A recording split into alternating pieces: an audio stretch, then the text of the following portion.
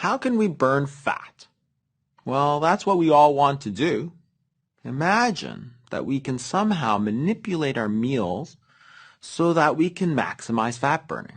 How do we do this? Well, first of all, we have to understand what happens to our physiology when we eat. So when we eat food, the hormone insulin starts to rise. And insulin is a storage hormone. It stores some of this energy in our livers and in our fat cells. So sugar gets stored in the liver as glycogen, and fat gets stored as well. When we stop eating, the insulin levels start to fall, and what happens is that we start to bring this energy back out. So that when we're fasting, usually during sleeping, for instance, we don't have to constantly eat to feed ourselves because we're generating this energy from the fuel that we've stored away. And this is a normal situation. So you eat, energy gets stored. As you don't eat, the energy comes back out. Now there are two main fuel sources for the body. The body can burn sugar and the body can burn fat. And you have to understand that the body can switch from one to the other without any problems. This is a normal situation. Sugar is like the money in your wallet.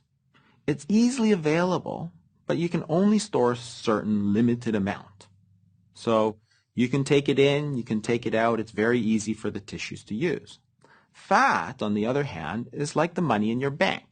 There's an unlimited amount of storage, but it's not so easy to get to, or it's not immediately available to you like the money in your wallet. And this really explains partially why it's so hard to burn fat, because it's not that accessible to you. In fact, you can only get at it after you've burned through all the sugar, because your body is not going to bother of getting the energy from the fat when it has plenty of sugar. Let's look at what happens to the body when you start fasting. If you look at this graph, what it shows you is that where the body is getting its energy from. That's the oxidation rate on the left-hand side. So immediately when you stop eating, what you see is that the body is deriving most of its energy from carbohydrates. That's sugar. And the immediate part after fasting, you can see that most of the energy is still derived from sugar. But after about 24 hours or so, those stores start to run out. The glycogen, which is the stored sugar, is starting to run out. And as you stop getting energy from your sugar, then you can see the green line, which is the fat burning, starts to ramp up.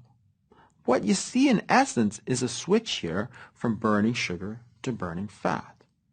At no time do you see the protein really become a major problem. We're not burning protein for fuel. Protein is what we want our muscles, our tissues to be made out of. It's important. And you see that the body conserves the protein through the entire process. We're not burning muscle, we're burning fat.